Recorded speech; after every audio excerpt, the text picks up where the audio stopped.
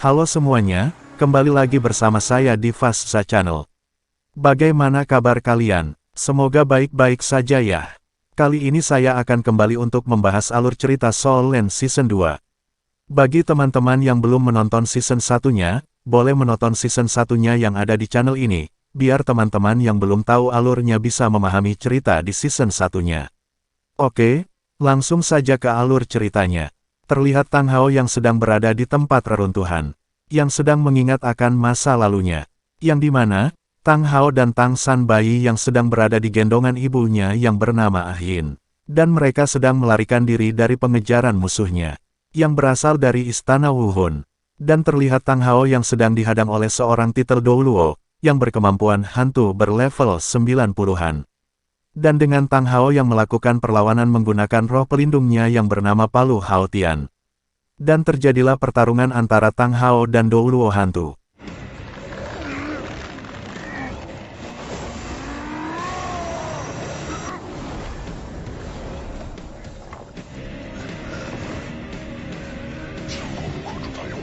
Setelah Tang Hao berhasil bebas dari Douluo hantu, tidak lama kemudian datang Douluo lain yang menghadang mereka. Douluo ini memiliki roh bunga krisan yang berlevel 90-an juga di level jiwanya. Dan memiliki teknik bunga krisan yang bisa berubah menjadi senjata yang sangat tajam dan mematikan. Sedangkan di sini diperlihatkan kalau Tang Hao hanya memiliki 8 cincin roh. Yang artinya, masih berlevel 80-an di level jiwanya. Lalu Tang Hao menggunakan teknik palu perlindungannya untuk menangkis serangan bunga krisan.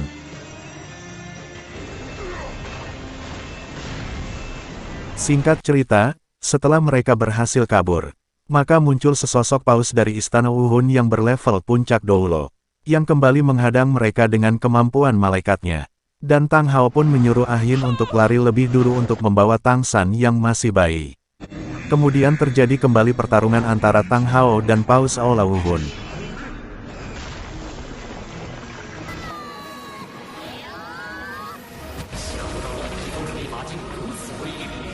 Akan tetapi, Tang Hao dibuat terdesak, akibat dari jurus gabungan roh antara Douluo hantu dan Douluo bunga krisan. Yang membuat Tang Hao tidak bisa bergerak, dan seolah-olah waktu terhenti akibat jurus tersebut. Lalu Tang Hao pun terluka akibat serangan dari Paus Aula Wuhun. Dan di sini bukannya Ah Yin lari, tapi Ah Yin kembali untuk menyelamatkan Tang Hao. Dan di momen ini terungkap, kalau Ibu Tang San adalah monster roh ratusan ribu tahun, yang berkultivasi menjadi manusia. Dan hal itulah yang menyebabkan mereka dikejar. Karena Aula Wuhun menginginkan cincin roh ratusan ribu tahun dari Ah Yin. Dan karena terkepung oleh Aula Wuhun, tidak ada pilihan lain bagi Ah Yin selain menyerahkan dirinya kepada musuh. Akan tetapi bersamaan dengan itu, Tang Hao mencapai level 90. Dan membuat Ah Yin mengorbankan dirinya untuk cincin ke-9 Tang Hao. Kemudian Xin berganti di masa sekarang, yang dimana Tang San masih kesulitan untuk menyerap cincin ketiganya. Lalu kemudian Xin kembali lagi ke Tang Hao, yang dimana Tang Hao mendatangi rumput biru perak, yang dimana itu adalah benih Ah Yin, yang ditinggalkannya sewaktu pengorbanannya. Dan Tang Hao berkata kepada Ah Yin, "Ah Yin, sekarang Tang San sudah hidup besar dan senang bersama teman-temannya dan juga Xiao Wu." Dan Tang Hao berharap, agar kejadian yang menimpanya, tidak terjadi kepada Tang San dan Xiao Wu. Dan Tang Hao juga berjanji, akan membalas perbuatan Aula Wuhun terhadap keluarganya. Kembali ke Tang San, di mana dia masih belum selesai menyerap cincin roh ketiganya, dan bahkan sangat menyakitkan baginya dalam melakukan penyerapan cincin roh laba-laba tersebut. Selang beberapa waktu, datang Xiao Wu untuk berkumpul kembali ke dalam tim. Dan terlihat wajah Xiao Wu yang cemas terhadap Tang San, yang terlihat sangat kesakitan. Terlebih lagi, apa yang telah dipelajarinya dari Grandmaster. Karena batas maksimal untuk penyerapan cincin ketiga adalah berumur setidaknya 1200 tahun. Sedangkan monster laba-laba ini memiliki kultivasi lebih dari 2000 tahun. Dan dilanjutkan dengan pertanyaan Guru Zhao kepada Xiao Wu. "Bagaimana kau bisa selamat dari Raja Hutan?"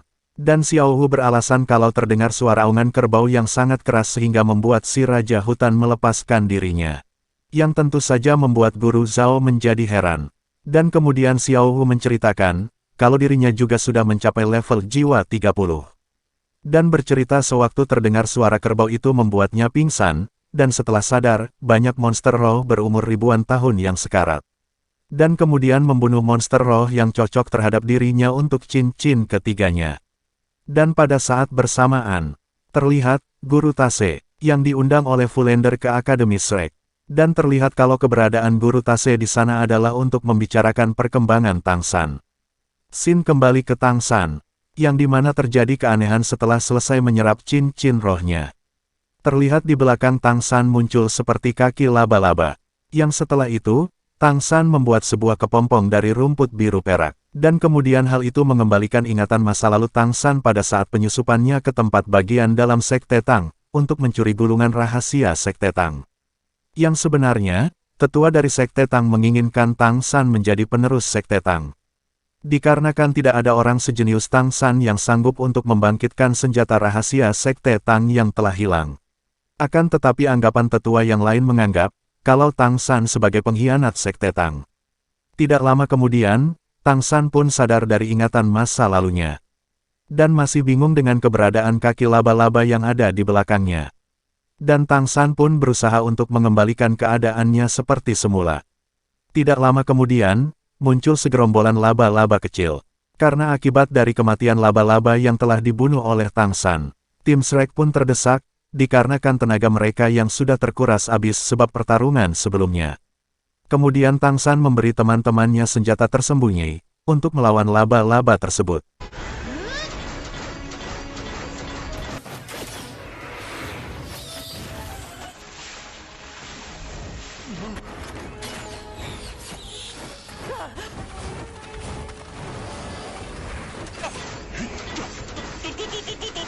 Pada saat pertarungan itu terjadi, terlihat Oscar yang sangat pandai dalam menggunakan senjata tersembunyinya.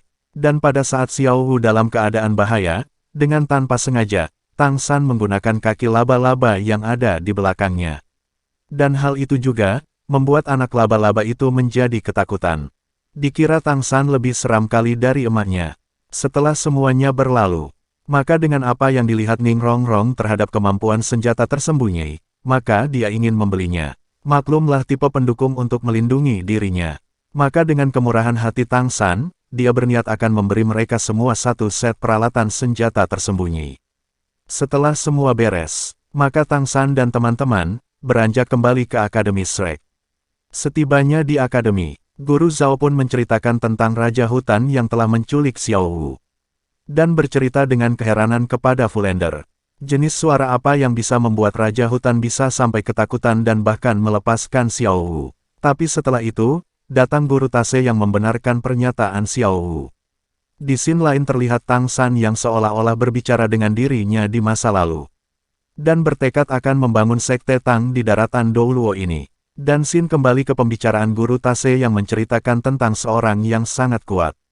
Yang sengaja masuk ke kedalaman hutan, untuk menantang Raja Hutan. Dan kemudian muncul ular piton berukuran raksasa berkepala banteng, yang bahkan membuat Raja Kera terlihat seperti anak kecil di hadapannya.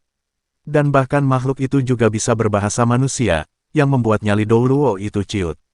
Singkat cerita, tim Shrek pun berkumpul di lapangan sekolah, untuk diperkenalkan dengan Guru Tase. Dan Guru Tase lah yang akan menjadi guru sekaligus pembimbing latihan mereka di Akademi Shrek. Namun di tengah pembicaraan, Tang San mulai lepas kendali, akibat kaki laba-laba yang muncul di belakangnya. Lebih sialnya lagi, si Ma Hongjun malah terkena kaki laba-laba tersebut. Dan terlihat, Guru Tase yang berusaha untuk menenangkan Tang San, agar bisa mengendalikan kaki laba-labanya. Setelah kejadian itu, Guru Tase meminta Tang San untuk mengeluarkan kembali kaki laba-labanya, agar bisa menyerap racun yang terkena kepada Ma Hongjun. Dan dengan arahan dari Guru Tase, maka Tang San pun berhasil melakukannya. Dan syukurnya tidak terjadi hal yang membahayakan. Singkat cerita, Guru Tase mengamati perubahan dari rumput biru perak milik Tang San. Yang dimana rumput biru perak Tang San menjadi lebih solid dan lebih beracun. Dan yang lebih mengejutkannya, dari rumput biru perak milik Tang San, dia bisa membuat ranjau laba-laba secara langsung. Yang tentunya sangat berguna di dalam pertarungan. Setelah itu, Tang San pergi ke kota untuk mencari pandai besi yang ada di kota itu. Dan kemudian berjumpa dengan pemilik pandai besi yang ada di sana. Dan Tang San pun mengetahui bahwa si pemilik pandai besi itu adalah seorang ahli roh, dari aura yang dimilikinya. Lalu Tang San menunjukkan blueprint dari senjata yang ingin dibuatnya. Yang tentu saja, membuat si pemilik pandai besi bertanya-tanya, dikarenakan blueprint yang rumit dan belum pernah ada sebelumnya. Di dalam tempat pandai besi itu, Tang San juga melihat si palu kembar, yang pernah dikalahkannya. Yang dimana mereka sedang bekerja di sana. Yang ternyata mereka berdua merupakan anak kembar dari si pemilik pandai besi tersebut. Dan karena jasa Tang San yang telah menyelamatkan hidup mereka, mereka pun bersedia membantu Tang San untuk membuatkan senjata pesanannya. Singkat cerita, sore pun tiba, yang dimana Tang San dan Xiao Wu membahas kaki laba-laba yang ada di belakangnya. Seperti yang dikatakan oleh Guru Tase, kalau kaki itu adalah tulang roh eksternal. Yang dimana hal yang langka terjadi, bahkan Guru Tase pun masih belum bisa menjelaskannya. Dan adegan pun hampir terjadi. Yang syukurnya, mereka dipanggil oleh teman-teman, sehingga tidak terjadi hal yang tak diinginkan. Dan pada malam harinya, mereka semua melakukan pesta atas kenaikan level 30 Tang San, Oscar, dan Xiao Wu. Dan pada keesokan paginya, latihan pun dimulai, yang dimana Guru Tase menyuruh mereka untuk melakukan sparring. Dan Guru Tase akan menilai gaya bertarung mereka. Dan pertarungan pun dimulai dari Dai Mubai melawan Tang San. Yang dimana Guru Tase membatasi kemampuan Chin-Chin ketiga mereka. Oke, sampai di sini dulu untuk alur cerita Soul Land Season 2-nya. Tunggu terus kelanjutannya ya. Terima kasih buat kalian yang sudah menonton. Bye.